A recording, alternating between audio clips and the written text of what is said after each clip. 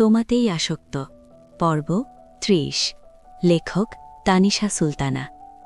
হাসপাতালের বেডে অবচেতন অবস্থায় পড়ে আছে আসিফ। ডান হাত সাদা রঙের ব্যান্ডেজ দ্বারা আবৃত এবং সেই হাতখানা ঝুলিয়ে রাখা হয়েছে উঁচু করে। বাঁ পাখানার অবস্থাও বাজে, সেটিও সাদা রঙের ব্যান্ডেজ দ্বারা আবৃত। কপালে ৩টে সেলাই পড়েছে, উঁচু নাকখানা থেতলে গিয়েছে। দুটো নার্স দাঁড়িয়ে আছে আসিফের দুপাশে, মূলত তারা সেন্স ফেরার অপেক্ষায় আছে। মধ্যবয়সী একটা মহিলা বসে আছে কেবিনের এক কোণায়, ভীষণ চিন্তিত সে। ইতোমধ্যেই কয়েকবার নার্সদের জিজ্ঞেস করেছে সে ঠিক হবে তো। নার্সরা আশ্বাস দিয়েছে ঠিক হবে, তবুও মহিলাটির মন মানছে না। যতক্ষণ না তার বাচ্চা চোখ খুলে বলবে খালামণি আইএম ওকে, ততক্ষণ চিন্তা লাঘব হবে না। ইতোমধ্যেই বাংলাদেশ থেকে কয়েকবার কল এসেছে, আসিফের খোঁজ করছে। সত্যি কথা বলতে দ্বিধাবোধ হচ্ছে ওনার, কিভাবে বলবে 2 দিনের জন্য ঘুরতে এসে অ্যাক্সিডেন্ট করেছে আসিফ আদনান, অসুস্থ হয়ে পড়ে আছে হাসপাতালের বেডে। অগত্যা ফোনখানা বন্ধ করতে যায়, তখনই পুনরায় বেজে ওঠে। ফোনের স্ক্রিনে সুইজারল্যান্ডের নাম্বার দেখে রিসিভ করে। ওপাশ থেকে ভেসে আসে সুইজারল্যান্ডের ভাষায় বলা কথাগুলো। হ্যালো, ক্যারতিরা ম্যাম বলছেন? মূলত ওনার নাম ছিল কাকলি বেগম। বাবা মা বড়ই শখ করে 2 বোনের নাম মিলিয়ে রেখেছিল, কণিকা এবং কাকলি। তবে সুইজারল্যান্ডে আসার পরে নিজের নাম বদলে রেখেছেন ক্যারতিরা। কাকলি নামটা ওনার হাজবেন্ডের ভালো লাগেনি, অগত্যা স্বামীকে খুশি করতেই নামের এই পরিবর্তন। হ্যাঁ বলছি, অ্যাকচুয়ালি আপনার ছেলের অ্যাক্সিডেন্ট হয়েছে এটি দাসিনের গাড়ির সঙ্গে। ওনাকে চেনেন নিশ্চয়ই। আমরা তদন্ত করে দেখেছি দোষটা ট্যাক্সি ড্রাইভারের ছিল। আপনার ছেলে যে ট্যাক্সিতে ছিল সেই ট্যাক্সির। এটি দাসিনের 4 কোটি টাকার গাড়ি ভেঙে গিয়েছে। ঘাবড়ে যায় ক্যারতিরা। আবরার তাসনিন সম্পর্কে ধারণা রয়েছে তার। বিশাল বড় বিজনেসম্যান, সাথে ভীষণ অহংকারী। কিছু বছর আগে আবরার তাসনিনের গাড়ির সঙ্গে অপর একটি গাড়ি ধাক্কা লেগেছিল। তাতেই সেই গাড়ির ড্রাইভারকে মারতে মারতে আধমরা করে ফেলেছিলেন আবরার এবং বড় অঙ্কের টাকা জরিমানা নিয়েছিল। এটি তাসিনের ধারণা মতে ট্যাক্সি ড্রাইভার আপনার ছেলের সঙ্গে তর্ক করতে করতে ড্রাইভ করছিল। দুজনেই ড্রাঙ্ক অবস্থা আসছিল এবং সেই জন্যই অ্যাক্সিডেন্ট হয়েছে। শুকনো ঢোক গিলে ক্যারতিরা অনুন্নয়নে স্বরে বলে, আমার বাচ্চা কিচ্ছু করেনি। পুলিশ পুনরায় বলে, আই নো দ্যাট, বা এটি তাসিন বুঝবে না। আমি একটা সলিউশন দিতে পারি। আপনার ছেলেকে দূরে কোথাও পাঠিয়ে দিন এবং এটি তাসিনকে সরি বলুন। কার্তিরা সম্মতি জানিয়ে কল কাটে এবং তখনই অনলাইনে ইমার্জেন্সি টিকিট বুক করে ফেলে। আসিফ চোখ খুললেই তাকে বাংলাদেশ পাঠিয়ে দেবে। অনুভব করে কপাল বেয়ে বিন্দু বিন্দু ঘাম ঝরছে। বরাবরই আবরার তাসনিন ভীষণ সুদর্শন মানুষ, তবে আজকে যেন তার সৌন্দর্য দ্বিগুণ বেড়ে গিয়েছে। ধপধপে ফর্সা শরীরে সাদা রঙের শার্ট, কালো জিন্স এবং কালো শু। বাঁ হাতে লেপ্টে আছে কালো রঙের রোলেক্স ঘড়ি। শার্টের হাতা কনুই অবধি গোটানো এবং বুকের কাছে 3টে বোতাম খোলা। বড় বড় চুলগুলো জেল দিয়ে পরিপাটি করে রেখেছে। শক্ত চোয়ালে খোঁচা খোঁচা চাপদাড়ি। হাত নাড়িয়ে নাড়িয়ে করকরে ইংরেজিতে ভাষণ দিচ্ছে গম্ভীর স্বরে। তার ভাষণ দেওয়া স্টাইলও জোশ। গোলাপি অধরের পানে নজর পড়তে জিভ দ্বারা ঠোঁট ভিজিয়ে নেয় আদ্রিতা। কালকে এই ওষ্ঠজোড়ায় ছুঁয়ে দিয়েছিল তার ওষ্ঠ। কাঙ্ক্ষিত মুহূর্তের কথা স্মরণ হতেই গাল দুটো ভারী হয়ে আসে, হাঁসফাঁস করে ওঠে হৃদয়খানা। শ্বাস আটকে আসছে বুঝি? জোরে জোরে শ্বাস টেনে 2 পা পিছিয়ে যায় আদ্রিতা। নিজেকে বকতে বকতে বলে, ছি আদ্রিতা ছি, তুই না আসিফকে ভালোবাসিস? এই অসভ্য বেয়াদব পুরুষের চুমু খেয়ে ব্লাশ করছিস কেন? সেটা দুঃস্বপ্ন এবং খারাপ মুহূর্ত ছিল, ভুলে যা এবং এই বেয়াদবের থেকে দূরে থাক। কানের পিঠে চুল গুজে নিজের কপালে 2টো থাপ্পড় মারে আদ্রিতা। মুখ বাঁকিয়ে ভেঙায় নিজেকে এবং পরপরই 2 পা এগিয়ে সিয়ামের পাশাপাশি দাঁড়ায়। গড়গড় করে ইংলিশ ছাড়া আবরার তাসনিনের পানে এক পলক তাকাতেও ভুলে না। সবগুলো কর্মচারী জড়ো হয়েছে, কিছু বোঝাচ্ছে তাদের। তারাও মাথা দুলিয়ে সায় জানাচ্ছে এবং নিজেদের হ্যান্ডবুকে নোট করে নিচ্ছে। আয়ানের 1 হাত অকেজ্য, তবু সে ফোনে টাইপ করে রাখছে। আদ্রিতা মুখ বাঁকায় এবং সিয়ামের কানে ফিসফিস করে বলে, সিয়াম ভাই, হাতির ভাষণ শুনতে ইচ্ছে করছে না, বোরিং লাগছে, চলুন কফি খেয়ে আসি। সিয়ামের হাত থেমে যায়। ইম্পর্টেন্ট আর্টিকেল লিখছিল সে, ইতোমধ্যেই ভুলে গিয়েছে। চোখ বন্ধ করে মনে করার চেষ্টা করে, তবে ব্যর্থ হয়। হাঁসের মতো গলা উঁচু করে পাশের জনের পানে তাকায়। তখনই আদ্রিতা পুনরায় সিয়ামের শাক টেনে বলে, এই ভাইয়া চলুন না প্লিজ, হাতির বকবক ভাল লাগছে না বলছি তো। শুকনো ঢোক গিলে আদ্রিতার পানে তাকায় সিয়াম। পরপরই আবরারের পানে তাকিয়ে দেখে নোটিস করেছে কিনা। তারপর অসহায় ভঙ্গিমায় বলে, কফি খাই না আমি, অ্যালার্জি আছে। আদ্রিতা বোধহয় বিরক্ত হল, সিয়ামের হাত থেকে টান দিয়ে নোটবুক নিয়ে নেয় এবং বলে, আপনি দাঁড়িয়ে থাকবেন, আমি খাবো, চলুন।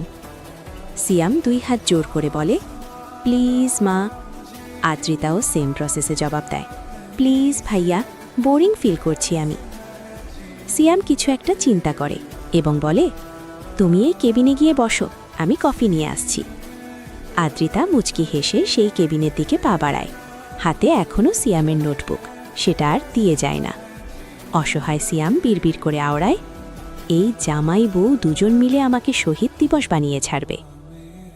ঘণ্টা পেরুবে একইভাবে দাঁড়িয়েছিল আদ্রিতা। বড়ই নির্দয় এবং বেয়াদব লোক আবরার তাসনিন। নিজে আরাম করে নরম কেদারায় বসে ভাষণ ছাড়ছে আর বাকিদের দাঁড় করিয়ে রেখেছে। শালা হনুমান, জীবনেও বউ জুটবে না তোর কপালে, অভিশাপ দিলাম। সিয়াম ভাইদেরও বলি হাড়ি, এরকম অত্যাচার সহ্য করে এই লোকের অফিসে কাজ করার কী দরকার।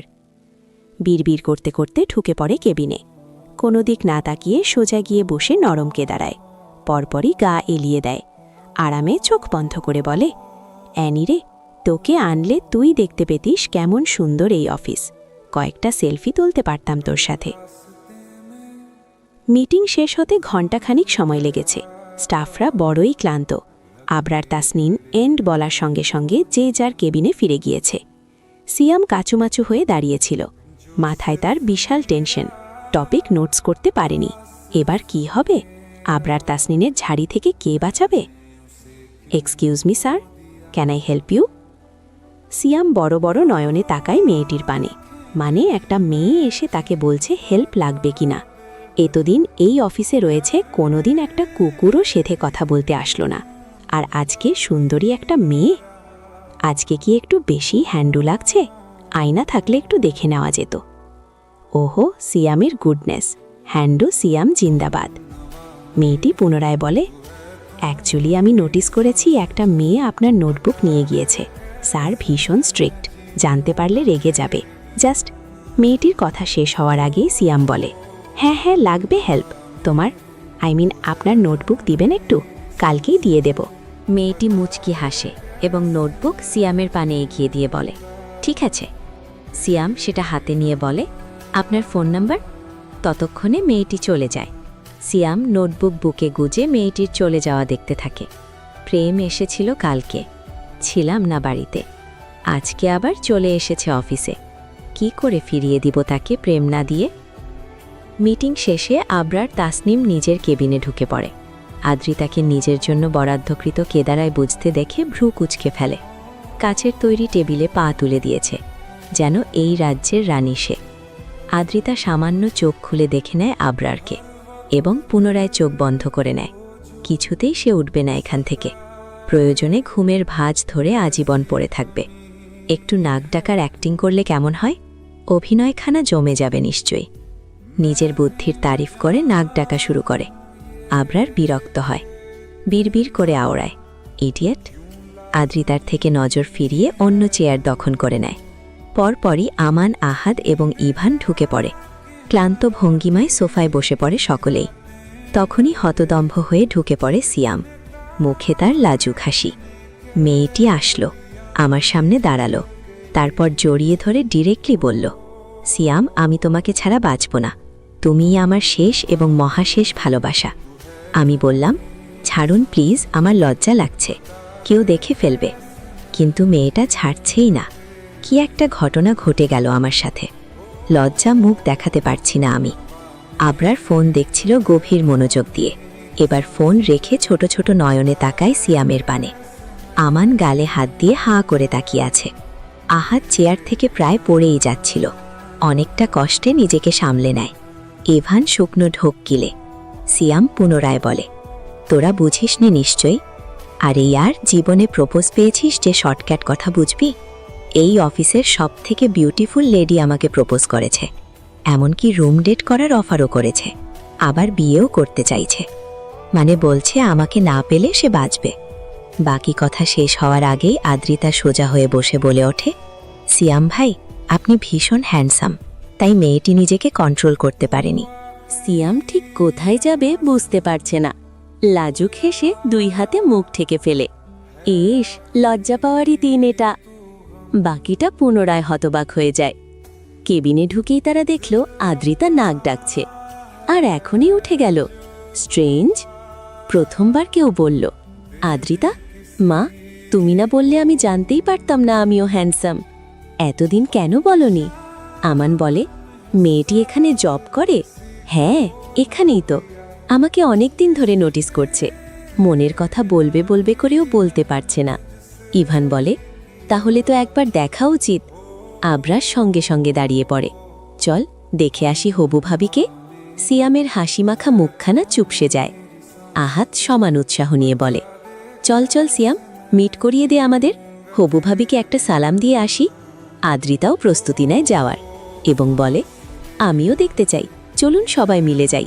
খালি হাপি থাকুক, না হলে দেখা যাবে ওনাকে দেখে ভয়ে ভাবি দৌড়ে পালালো, সিয়াম ভাই বিধবা হয়ে যাবে। বলেই ঠোঁট টিপে হাসে আদ্রিতা। তবে বাকিরা হাসে না, বরং বড় বড় নয়নে তাকায়। সেটা দেখে আদ্রিতার হাসিও থেমে যায়। আবরার গম্ভীর নয়নে বলে, আহাদ, সবগুলো স্টাফকে জড়ো কর ইমিডিয়েটলি। সিয়াম শুকনো ঢোক গিলে কাঁদো কাঁদো স্বরে বলে, আমি চাপা মারছি, আমাকে কেউ প্রপোজ করে নাই। আদ্রিতা ভ্রু কুঁচকে ফেলে। আবরার পুনরায় চেয়ার দখল করে বসে এবং আদেশের স্বরে বলে, প্রাইভেসি লাগবে আমার, চুমু খাওয়ার ক্রেভিন উঠছে, তোরা আসতে পারিস এখন। পুরো গল্প পেতে সাবস্ক্রাইব করে পাশে থাকবেন। আর হ্যাঁ, পরের গল্প কোনটা চাই কমেন্ট করে জানান।